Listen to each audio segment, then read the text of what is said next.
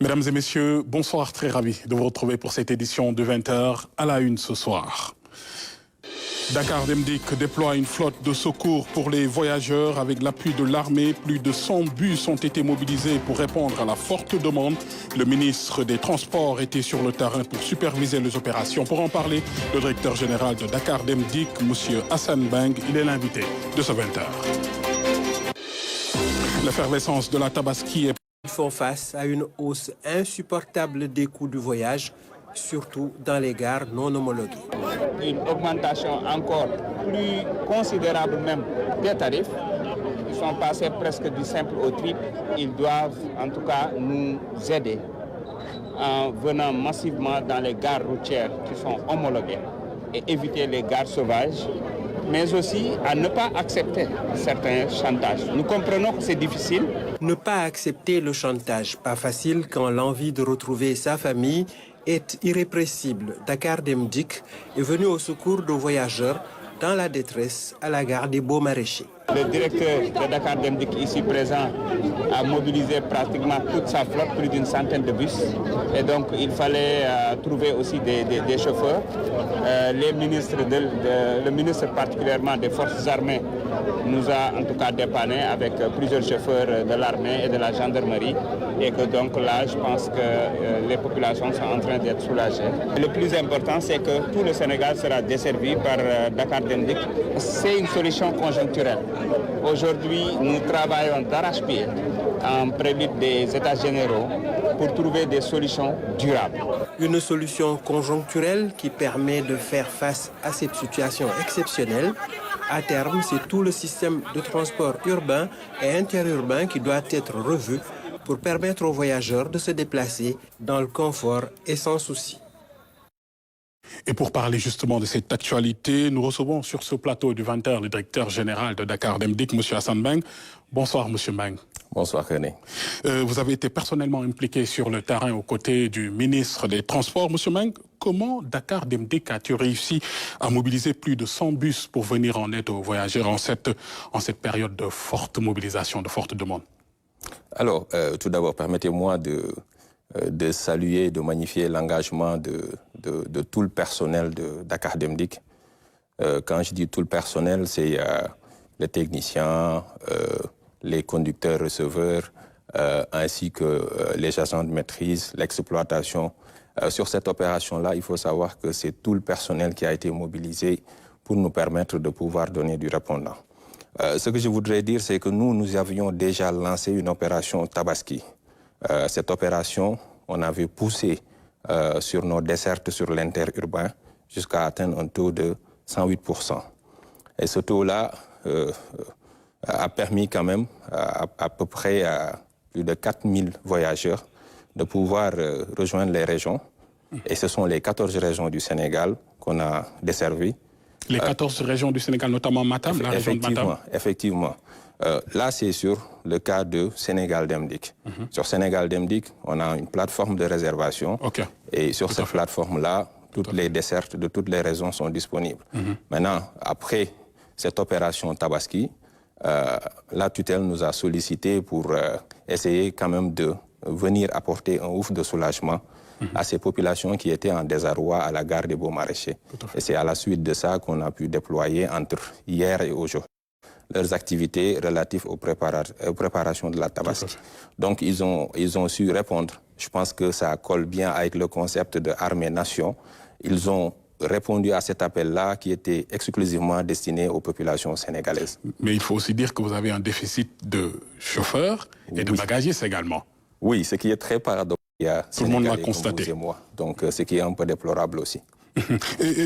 Monsieur Mang, que pensez-vous de la mise en garde du ministre des Transports terrestres et aériens contre l'augmentation des tarifs?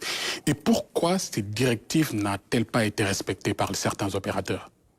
Alors, moi je pense que c'est même pas une mise en garde, mais quand même ça rentre dans les missions régaliennes d'un État de quand même apporter ce soutien-là à leur population. Et il n'y a rien aujourd'hui qui justifie cette augmentation des prix, si ce n'est quand même une opportunité d'un moment. Et quand même, il faut savoir que la fête de la Tabaski en soi est déjà une fête assez lourde pour les pères et les mères de famille. Tout à fait. Donc, si aujourd'hui on vient leur demander pour pouvoir se déplacer avec leur famille des tarifs quand même qu'ils ne peuvent pas supporter, moi je pense qu'il est du ressort de l'État de réagir. C'est ce qu'aujourd'hui le ministre des Transports, M. El Malik Ndiaye, a su quand même mettre sur la table et il nous a mis à contribution. Et nous aussi, comme on est investi d'une mission, quand même une mission de soutien, d'assistance à ces populations-là, on ne pouvait que répondre à cet appel-là. Et que comptez-vous faire à l'avenir pour que pareille situation ne puisse pas voilà, qu'on puisse pas assister à de pareilles situations? Et qu'est-ce que Dakar Dem Dik compte faire pour garantir que des tarifs abordables puissent être vraiment de rigueur pour les voyageurs lors des périodes de forte demande à l'avenir? Alors, nous, pour ce qui nous concerne, je pense que nos prix sont déjà contrôlés, homologués.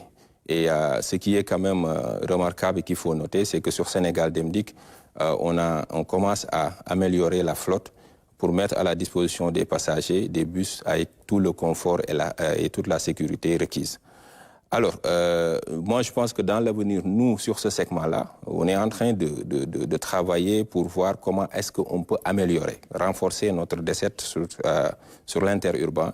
Mais parallèlement aussi, c'est d'inviter à tous ces acteurs-là qui partagent ce milieu du transport à la raison, à savoir que nous sommes tous des Sénégalais et qu'en pareille circonstance, chacun devrait quand même faire preuve de don de soi pour permettre à ces familles de pouvoir passer les fêtes en toute quiétude. Et vous parlez tout à l'heure de renforcement de la flotte. Une 60aine de bus est attendue dans les prochains jours. Oui, actuellement, on a à peu près, je pense, 77 bus au niveau du port. Je pense qu'on avait déjà sollicité la tutelle pour une assistance pour qu'on puisse les sortir le plus rapidement possible. Dans cette flotte-là, on a 22 qui seront destinés à la flotte interurbaine. Sinon, pour le reste, ça viendra renforcer le parc de l'urbain. 1000 moutons. Bien que nous en réexportons les 50 000. Donc, bien que la tendance baissière, quoi. La consommation monte, mais les importations baissent. Cela montre que le défi de relever l'autosuffisance et la sécurité en moutons de Tabaski est bel et bien réalisable. Une chose est d'avoir assez de moutons, un excédent, c'est vrai. C'est ce qu'on souhaite. Mais est-ce que ça se répercute sur le prix? Absolument. Ces 5 derniers jours, ensemble avec mes équipes, on a visité près de 25 marchés de bétail. Même aujourd'hui, ce matin, tôt le matin, j'ai fait le monitoring de certaines régions comme Saint-Louis. J'ai l'intime conviction, et je le dis en toute franchise, il y a des moutons pour toutes les bourses. Et ça varie de 70 000 jusqu'à 500 000, 600 000. Dépendant de... parce que la raison pour laquelle on a mis une stratégie pour assurer d'abord la demande et pour s'assurer qu'il y a une diversité au niveau des offres. Hier, j'ai visité le marché de Toubatoul. J'ai visité moi-même une bonne partie des marchés de Dakar.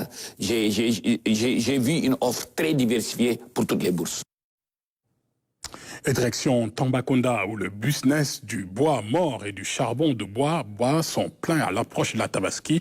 Cette activité très lucrative permet aux vendeurs de gagner jusqu'à 50 000 francs CFA par jour grâce à la forte demande pour la cuisson et la grillade de la viande de mouton. Reportage de Tidjane Sissé. Gourel Bokar est un village de la commune de Wouli Missira, situé à 47 km de Tambacounda. Dans cette localité, le business du bois mort est la principale activité des populations. Faire ce travail vaut mieux que d'aller voler les biens d'autrui. Moi, je pars acheter le bois en brousse à 7 000 francs CFA à la charge. Au retour, je revends à 9 000 francs, 10 000 francs ou 8 500 francs. Cette activité joue un rôle très important dans l'économie du village. La dépense quotidienne, les ordonnances, l'éducation des enfants, c'est ça qui nous permet de régler toutes ces questions. Le commerce du bois mort apporte beaucoup, mais il demande également d'intenses efforts physiques. Car il faut faire des kilomètres pour trouver le bois et au retour, il faudra également payer le fendeur.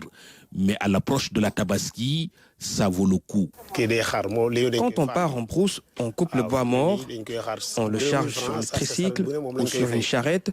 Une fois ici, on donne 2000 francs CFA à ce monsieur qui est derrière moi. C'est lui le fondeur. C'est une sorte de chaîne. Tout le monde y gagne. En ce moment, vraiment, ça marche bien. À l'approche souvent de la Tabaski et du Magal de Touba, l'activité marche très bien. Car on peut vendre dans la journée 30 000 francs, 40 000 francs CFA, 50 000, voire plus. 50 000. Ce sont les camions maliens et ceux qui vont à Dakar, Fatick, Louga, Touba, Baké et Thiès qui achètent. Autre localité connue pour ce même business, c'est Ndiapaldé, toujours au bord de la RN7. Ici, en plus du bois, on peut aussi trouver du charbon très recherché en ce moment par les clients. On les voit de plus en plus au bord de la route. Ces fourneaux de différentes tailles et formes sont la preuve que la Tabaski est imminente. Les vendeurs nourrissent l'espoir d'écouler leurs marchandises avant la fête. On attend les clients actuellement. Les affaires ne marchent pas comme on le voudrait. On espère que d'ici le jour de la Tabaski, les choses vont s'améliorer et qu'il y aura un rush.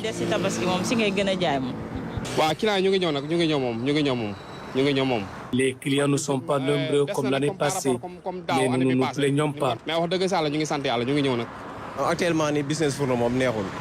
Pour le moment, le business ne marche pas bien. Les clients ne cessent de marchander. Nous vendons le fourneau avec le four à 21 000, mais les clients trouvent que c'est cher. Ils proposent 15 000 ou 17 000. Pareil avec le barbecue. Nous avons presque pas de bénéfice.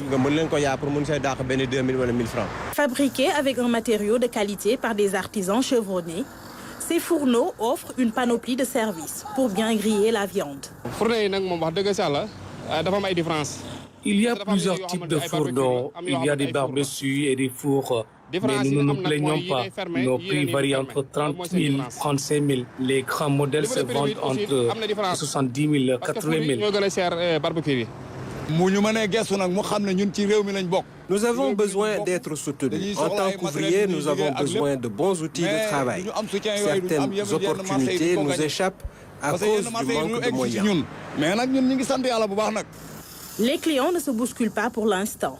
Cette situation peut s'expliquer par les prix jugés parfois trop élevés.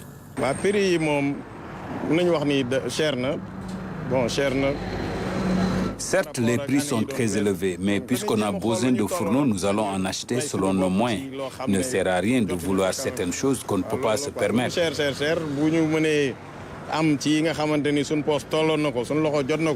La fête d'Eid el-Kébir sera officiellement célébrée ce lundi au Sénégal. Les musulmans du monde entier se préparent à la passer dans la joie et la concorde. Sensibilisation à l'hygiène avant la Tabaski, une caravane parcourt les forails de la capitale orchestrée par le ministère de la Santé et de l'Action sociale. Le SNES et le SNH unissent leurs efforts pour guider vendeurs et consommateurs dans l'adoption des mesures sanitaires essentielles en préparation de la fête. Oumar Diaw. On le croirait venu s'acheter un bélier de Tabaski. Que non, il est là à la tête des troupes du SNEIS, le Service national de l'éducation et de l'information sanitaire et sociale, dans une démarche d'IEC. La Tabaski, c'est un événement très social au Sénégal. C'est un événement également qui mobilise quand même la consommation de beaucoup de viande. Et c'est l'occasion pour nous d'attirer l'attention de nos compatriotes à redoubler davantage de vigilance. C'est un daral très propre, très bien aménagé et qui dispose également d'un poste médical avancé. Donc ça, quand même, Yoff est un exemple dans ce sens. En matière de prévention, le bras armé du ministère de la Santé et de l'Action sociale est le Service national de l'hygiène. Aujourd'hui, nous nous retrouvons au niveau de la Liberté 5 pour accompagner nos parents qui sont là, vendeurs, dans les bonnes pratiques d'hygiène. Notre devoir, c'est de venir les sensibiliser, les accompagner. La santé animale est étroitement liée à celle des humains. L'administration de médicaments vétérinaires obéit à des règles strictes. Concernant l'utilisation des antibiotiques, le conseil que je peux donner, c'est par rapport à l'utilisation de ce produit-là.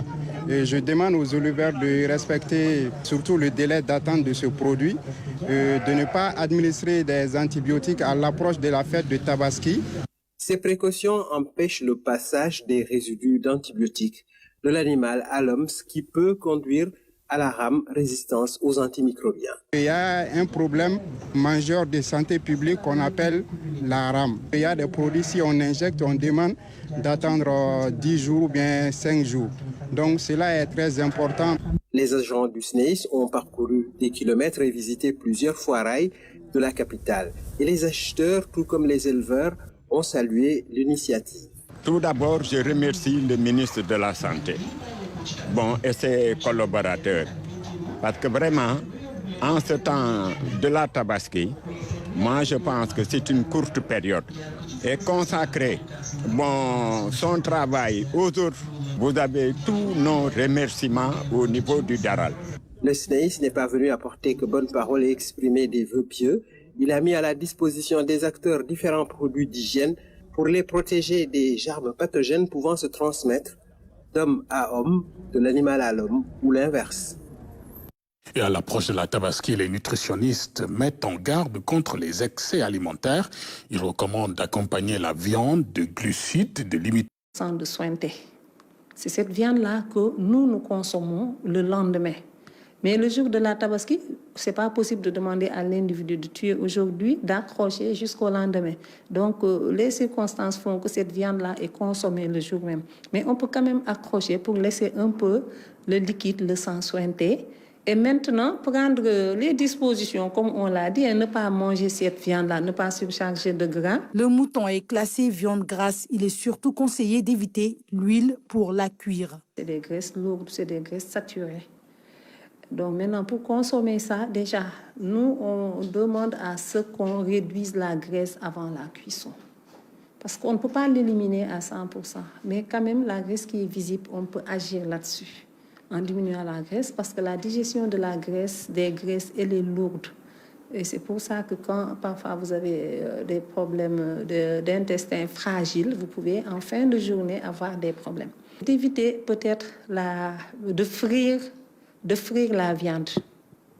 Parce qu'on a déjà dit que c'est une viande très grasse. Maintenant, vous prenez cette viande-là, vous faites frire dans de l'huile aussi, vous surchargez encore. Et à côté, vous mettez des frites que vous avez fait frire également. Donc, voyez un peu la teneur en gras que vous consommez.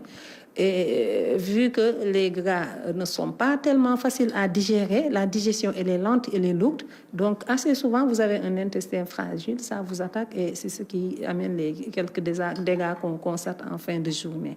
Ça peut même faire une gastro-entérite, des diarrhées, quelque chose comme ça, ou bien un inconfort gastrique, surtout. Du petit déjeuner au dîner, des menus riches s'enchaînent. Les spécialistes recommandent de proportionner les repas afin d'éviter tout excès. C'est vrai que c'est un jour de fête, c'est un jour spécial, c'est la fête du mouton qui a des problèmes avec le sucre quand même. Elle peut se faire une boisson sans mettre le sucre. Faites votre jus, par exemple, nos jus locaux, c'est très bon. Faites votre jus de bissap, de gingembre, de tout ce que vous voulez et vous assaisonnez avec votre édulcorant. Et vous prenez votre boisson. Mais vous êtes diabétique, vous mangez déjà beaucoup de gras. Là, vous vous exposez quelque part. Bon, disons que c'est une journée, on peut. Mais si après, il faut prendre 3 tasses, 4 ou bien toute une bouteille de jus parce qu'il y a toutes sortes de jus. Donc, vous goûtez un peu de tout. Finalement, ça, c'est la quantité de sucre que vous absorbez qui va vous exposer. Recette originale, créativité culinaire, tout y passe. La fête du mouton est presque toujours vécue dans la plus grande satiété. Passer une bonne fête de Tabaski est une chose, ne pas finir aux urgences, une autre. Et voilà ce qu'on pouvait dire ce soir sur la fête de Tabaski célébrée, je vous le rappelle, demain par la majorité des Sénégalais. À l'abeille de Keur Moussa, un projet novateur pour la biodiversité prend racine. Un jardin botanique abrite désormais 350 espèces, dont 45 en voie de disparition. 3 ans après son lancement, les résultats sont concluants, témoignant d'une réussite à reproduire ailleurs. Moussa Mané. Sous l'ombre des arbres, les participants à l'atelier dégustent des jus et des aliments à base de fruits locaux. Un cadre aussi idéal pour prolonger les discussions autour du projet de renforcement du potentiel de biodiversité dans l'abbaye de Keur Moussa.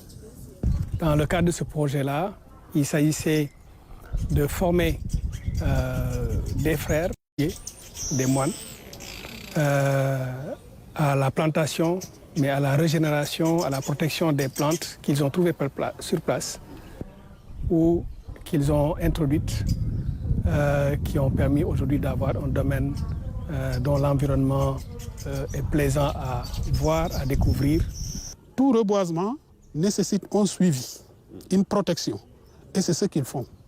Donc, ils ont prouvé par là que lorsqu'on plante, lorsqu'on entretient et on suit, les résultats suivent.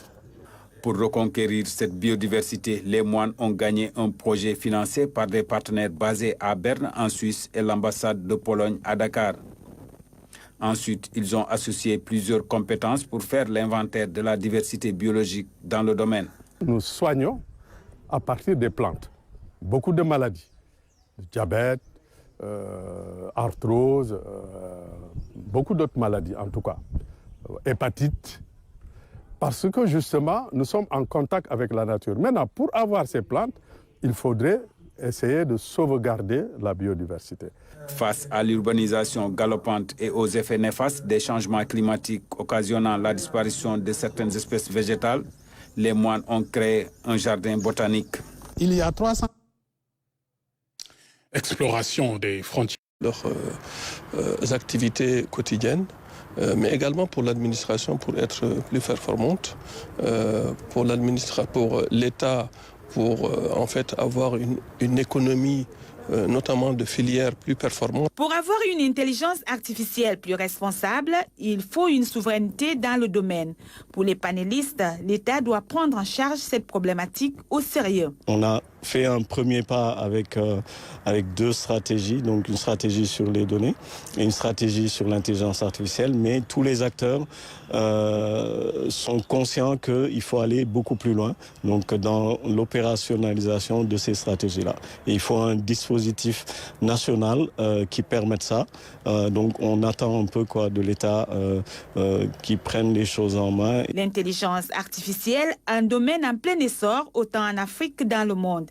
Même si l'IA facilite la vie de tous les jours, elle peut aussi créer une forme de paresse intellectuelle chez les étudiants. Cela nous sert, mais la contrainte majeure que nous nous posons toujours, en tout cas personnellement, c'est que est-ce que l'IA ne serait pas un catalyseur de plus à la paresse intellectuelle de nos jeunes élèves et étudiants. Et cela pourrait être un frein d'une certaine façon, mais ça nous donne un gain de temps énorme dans nos recherches, bien naturellement. Mais cela, avec un peu plus d'encadrement, pourrait vraisemblablement aider tout un chacun.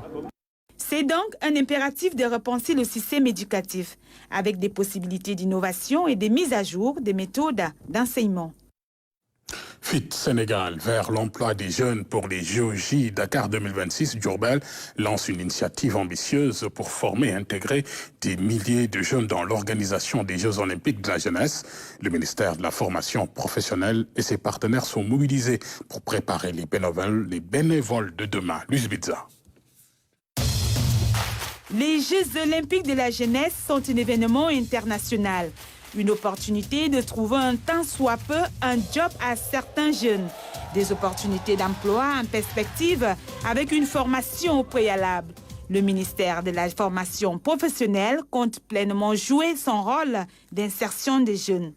Ce rôle consiste à offrir de la formation professionnelle, c'est vrai, aux jeunes Sénégalais qui pourraient être retenus comme bénévoles dans le cadre des Jeux Olympiques de la jeunesse. Mais au-delà de ces bénévoles, le ministère de la formation professionnelle a l'ambition d'intéresser tous les jeunes du Sénégal, où qu'ils puissent se trouver, pour avoir accès à un emploi décent et durable. Il s'agira pour les structures de formation, les services techniques et les partenaires d'accompagner les jeunes dans une démarche inclusive d'équité sociale et territoriale. Pour contribuer à l'héritage de ces JOJ 2026, qui est un premier événement jamais organisé en Afrique, l'initiative FIT compte s'appuyer sur 3 leviers essentiels. D'abord, c'est de renforcer la pratique sportive dans 84 établissements de formation professionnelle. Cette activité également occupe une place centrale et mobilise une ligne budgétaire autour de 770 millions francs CFA. Deuxièmement, c'est d'améliorer l'attractivité des filières et des établissements de la formation professionnelle. Et enfin, accompagner 2800 jeunes, dont 200 ici dans la région de Diourbel. Ce CRD de lancement de l'initiative FIT Sénégal a réuni l'ensemble des acteurs territoriaux de la région de Diourbel pour une meilleure compréhension du projet. Les Jeux olympiques de la jeunesse Dakar 2026 se positionnent comme catalyseur pour l'employabilité des jeunes Sénégalais. Les jeunes retenus vont pleinement bénéficier de l'héritage de l'événement à travers des parcours d'insertion dans les métiers des JOJ. Et puis, le Casa Sport prépare la saison prochaine après avoir échappé in extremis à la relégation. Pour les anciens du club, le Casa doit rester cet instrument au service de la cohésion sociale et ce, malgré les difficultés. C'est un reportage d'Abdoulaye Sinkari.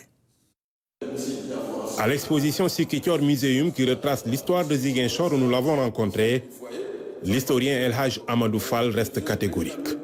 Et les informations que nous avons glanées de la part de notre jeune frère Mbemba Touré, chargé de la communication du Casa, montrent bel et bien que tout le reste n'est que, disons, on pourrait même dire, entre guillemets, forfaiture, campagne de communication, n'est-ce pas, pour affaiblir quelque part psychologiquement et les joueurs et les dirigeants, mais le Casa Sport a bel et bien été sauvé, et sauvé donc de la relégation. Et Inch'Allah, nous allons préparer la nouvelle année sous de nouvelles auspices. Pour lui, le Casa Sport doit rester ce club mythique qui a longtemps joué les premiers rôles dans le football sénégalais. Depuis une quarantaine d'années, le Casa Sport représente l'emblème footballistique de la région, tant du point de vue du Fouladou que vers le Casa. Donc c'est quelque part une situation très symbolique de la région. Et ses supporters, et disons tous ceux qui ont eu effectivement à s'approcher ou à évoluer dans ce club qui est devenu un club mythique. Au quartier Santiaba, Michel Dacosta se souvient d'une équipe qui a marqué sa jeunesse et a cimenté le vivre ensemble à Ziguinchor. C'est une équipe qu'on a aimée. Ah oui.